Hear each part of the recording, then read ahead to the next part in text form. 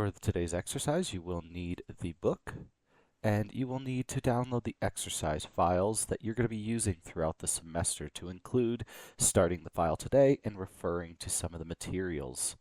The first step is going to be opening your book starter file that is going to come in your exercise files labeled Law Office, and that will open into Revit 2025. Although the reading up to the exercise is important, the exercise itself doesn't actually begin until page 423 of the book, and the first few steps are just getting that Law Office file open. The following steps will ask you to demonstrate your ability to create new materials off of existing ones. In today's chapter, you will start with carpet, and then you will move on to paint, and then you will move on to tile. For the carpet, you will need to go into the Manage tab, go into Materials, and then you will need to find the existing carpet that exists in the project file, which is going to be carpet 1. And you're going to end up duplicating this a few times so that you can make accurate carpets to the law office that you're going to be doing. So to demonstrate one of those, we're going to right-click on Carpet, go to Duplicate Material and Assets, and we're going to call it CPT1, a very typical naming convention for carpet in a project. The two main areas of this material that you're going to be focusing on is going to be the Identity and the Appearance tab. The Identity tab is going to be all the information about the carpet that you're going to be inputting based off of the information you see on page 4-24 to the left of figure 4-3.3, but figure 4-3.3 does give you the specific location of that information for CPT1. So I'm just going to come in here, I'm going to verify that the name matches what we're wanting it to, and then the description and the class is good, so we just need to update the comments for the location of where the carpet's going to be going, which CPT1 is going to be in all of the public spaces. And then the manufacturer and model is going to help you later on know who you're going to be purchasing it from, and we'll put all this information in a schedule so when it comes to purchasing and estimating, all that information will be displayed for you. And then the model is going to be Berlin, and then color-coded 12422. We don't have a cost for it, and we are having some URL issues with the locations of these carpet because they have changed since this book was published. So you will notice on Canvas under the Chapter 4 area, I provided a couple notes to help you maneuver around the issues that you're going to be having with downloading materials from the website. In short, instead of going to the website the way that they're going to ask you to do on page 4-25 to 4-27, you're simply just going to use the materials that are in the materials area of your exercise files. And the names in here do not exactly match what they ask you to use in the book for materials, and this will include the tile as well, but I have provided a list of which materials in here match the materials inside the book. So just be sure to refer to Module 4 on Canvas, and then you come down to Module 1A, which will include Chapter 4 through 8. This is the list of the materials that you're going to be using in today's exercise, and then this is the name of those that you will find in that materials download area. Up here is that information about how the website has changed, and so we have just provided you the materials directly inside of that exercise files area. But getting back to the material, since we're not going to focus on the URL right now, we're just going to assign the keynote, which is the same as the CSI division that will be assigned. We're just going to come into our keynote and we're going to tell it that it is a division 9 item, and under division 9 there is a subsection 6.8 which is specifically for carpeting, and so we'll assign that. The mark is going to typically match the name, although we do need to manually put it in, and that's going to make it so when we go to tag the carpet, it will appear with that mark. You will end up doing this, including the duplicate materials and assets, in order to make the other CPTs, the other carpets. But before we move on to that, I'm going to show you how you can assign that material. So we're going to skip graphics for now, go to the appearance area, Ensure that this information matches the carpet to CPT1, and its description, once again, is going to be its colorway. So we'll do that Berlin and the 12422 again. These keywords are fine. They're still generally okay. These keywords are mostly fine, but we do need to change the red to bark. So if we do go to look for this item, we will find it more easily. And then we need to actually assign the material.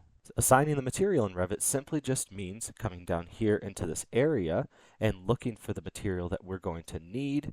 So if we look into our materials download area, and we check in our exercise files and we go to materials. These are all the materials that you will download in the exercise files. And as I mentioned on the website Canvas, I've provided a lateral naming. So CPT1 is going to be interface floor ending in 6688. So I'll come down to interface floor 6688 at the end, right here, the center interface. So I'll come down here to interface floor with 6688 at the end, and then I will assign that. That will assign the material to that carpet, but it will not assign it at the correct size. So we will need to come up and click on the actual image, and then we will need to come down to its size so that we can tell it how big it is. Interface does provide its carpet in metrics, so we will need to uncheck this change so that we can tell it exactly the size that it needs to be, and then we will tell it that it is 200 centimeters. That will convert it into the size of carpet that we need in an imperial. That's all we're going to be changing in here. Everything else is good, so we'll click done. And then one last thing is down here, down at the bottom of the appearance area, there is a bump map that has been assigned to the original carpet to make it look a little bit more three-dimensional, but it does not match the pattern of the carpet that we're assigning. So we're just going to turn that off. And then now whenever you do a rendering or provide a rendered view of your project with this carpet assigned, this is how it's going to look. Sometimes when you are viewing your project though, you view it in a lower resolution. And so we want to see how the carpet will appear in that lower resolution. So we'll come over to graphics, and then we're just going to tell it to refer to the rendered appearance that we just assigned in order to pick the dominant color of the carpet so that it shows it in the less detailed view. If you'd like to pause this and go back and do your other two CPTs, you'll just duplicate, enter in the information as you see on page 4-24, reassign the material that's associated with that carpet tile, and then verify that the graphics are using the render appearance for those new ones. Then that will finish up your carpets. Next, we're going to be creating our paints. The paints are a little bit easier because paint color is just assigned an RGB value inside of Revit. So we're going to look for gypsum wallboard. We'll duplicate that, materials and assets. And then our first paint of the 5 that you see on page 4-30, we will be calling this gypsum wall board PT1. As you can assume, the other 4 will have the same respective names, just up to PT5. Now you can use the information on page 4-30 to fill out the identity graphics, but as we've already demonstrated that process, I wanted to show you how you can actually assign the material. In order to do so, we'll go under Appearance, and we want to make this gypsum wallboard actually appear like paint, so we're going to get a new asset up here in the Replace Asset area, and we're going to look for wall paint.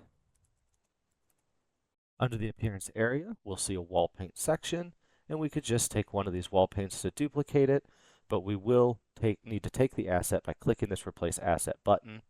And if I move this over, you'll see over here when I click that, it will update it to act more like a paint assignment, which is, in short, just allows you to just put in the RGB value. Now to find this RGB value accurately against the Sherwin-Williams assignment of the first paint, which is going to be beige, we need to actually get it from the website.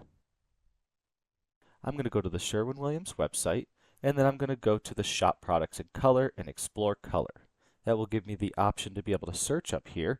So when I look for Sherwin-Williams Classic Ivory, we'll be able to find the details on the Sherwin-Williams color. Specifically under the full details area, we're going to be able to get the RGB value. These three numbers are going to need to be input in this information area right here, which is specifically over on this right side here. So we have 242, 224, 195.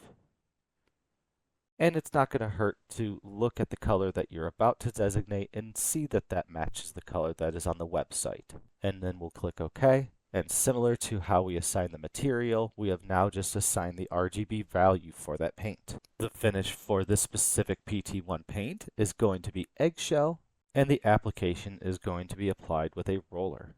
Now, using the steps that we just demonstrated, using the information that you see on page 4-30, and then the steps leading up to page 4-34, you will make the other 4 PTs, paints. Once you are done with that, the last materials that we're going to be developing in Revit are going to be tiles. This process is going to be very similar to the carpet creation process, but because we want to make an image that's going to allow itself to be copied multiple times over so that it appears like tile, we are going to have to do a little bit more work in the appearance texture modification area. So the information for the 4 tiles that you're going to be making is on page 4-35. And we're going to start with looking for a good ceramic tile that we can base off of. So in the filters, I'm going to go to ceramic to see what we have to work with. And we're just going to use this ceramic tile 4-inch blue. As with all of our materials and all of our families we'll use in Revit, we'll start with a duplicate material and asset. And we're going to call this CT, ceramic tile 1. You'll go into the identity area and you'll input the information. CT1 is provided as an example on page 4-36, but the other tiles are going to be shown on page 4-35. On page 4-36, they're going to mention getting the information from the website again. Instead, you may just get all of the materials from that materials folder in the exercise files. We're going to go over to graphics, and we're going to make sure that render appearance is actually unchecked because we're going to want to manually put in the colors. They mention in the book that outside of this exercise, the easiest way to get the general color that you're going to apply if you decide to manually put in the graphic appearance is by opening something like Adobe Photoshop and then eyedropping it to find what the RGB value is going to be, which in this case, for our CT1, as displayed on page 4-37, step 15, is going to be the 231, 220, and 202. The sizing for this tile, if you look for it on the website, is actually 4.287 inches by 4.287 inches, but we're just going to round it to the 4.25 because that is a much easier surface pattern for them to create for us. So we're going to go into the foreground pattern, and we're going to look for the 4.25 inch tiles graphic fill pattern. For the cut pattern, we just want to turn this off, so we're just going to set this pattern to none. We do not need an enhanced graphic for when we are cutting through a thin tile. Now let's move on to the appearance. The name is going to be CT1, and instead of assigning the image to this, we're actually going to tell it to act like a tile. And what I mean by that is next to the image information, we're going to click this drop down and we're going to come down to the tiles option. This is going to allow us to take an image of the tile and have it repeat, but also it's going to automatically put in grout in between those images on the color and thickness that we assign. This seems more complicated, but it is a great opportunity for us to just take an image of tile, which you are likely able to get from websites, or just an RGB of the tile color, have Revit automatically create those grout lines for you. The changes that you're going to need to make in here are on page 4-39, figure 4-4.5. We're going to leave it as a stack bond, but we want it to be 2x2 tiles in a row and in a column. The tile appearance is going to be that tile color that we associated, which is the 231, 220, 202, and then we will keep these values the same The grout appearance is going to be what color the grout will be. The grout color that we're going to go with, which all of the grout colors are listed under the material information on page 4-35, and the grout for CT1 is going to be 99, 77, 61. And then under the stacking layout, we're going to come down and we're going to change the scale of the size of each of the tiles. When we do so, we are not inputting the size of each of the tiles, we are putting the size of the sample size, which is actually the width of 2 tiles. So in this case, if we're compensating for grout, that is going to be an 8.5 inch in both directions. Because this is linked, it is going to update both sizes, and then you should see at the top it will reflect that information. Once you finish that, you can click Done, and you'll see a preview of your tile. Next, we'll come down to the relief pattern, and we are also going to change this to a tiles layout. The information for the relief pattern is shown on page 4-40, figure 4-4.7, where you're going to notice that we're going to put in a lot of the same information. As I mentioned with the carpet bump map, the relief pattern is going to allow Revit to apply more of a realistic three-dimensionality of the tile when you are providing it in a rendered view. And let's go into the tile count, tell these to be 2x2s for the sample size. We don't want the colors for the relief pattern to conflict with our tiles, so we will just change the color for the relief tile to 255 across the board, which is white. We'll come down to the grout color, and we will change this to something a little more subtle from the existing grout that we're going to be applying. So that'll be 21, 21, 23. Once again, I am getting all this information on page 4-40, and then once again come down to the scale area and change the relief pattern size to also be 8.5 inches. Once you're done with that, you have completed one of your tiles. Your other 3 tiles are going to be created in a similar way. However, be aware that as it shows on page 4-41, some of the tiles have a slightly different orientation, so you will need to adjust those. When you go to make your other ceramic tiles, you're going to notice that some of them are going to need you to adjust their surface pattern orientations. Just as we assign this 4.25 tile, you are going to find that whenever a tile is rotated to be more of a diamond shape, that you're going to need to update how that surface pattern is associated. Come down here and we'll do a new fill pattern for CT2. And we're going to make a surface pattern that is specifically the 4.25 inch tile that we already had, but this one will be at 45 degrees. We'll turn on our crosshatch, and then we will tell the crosshatching to be at the 4.25 inches. You should have no problem going through to create the other tiles that are required in the book, and upon finishing that, you will have all the materials that you will need for a future chapter. When you are finished making those 4 carpet tiles, the 5 paints, and the 4 ceramic and porcelain tiles, you will be done with chapter 4.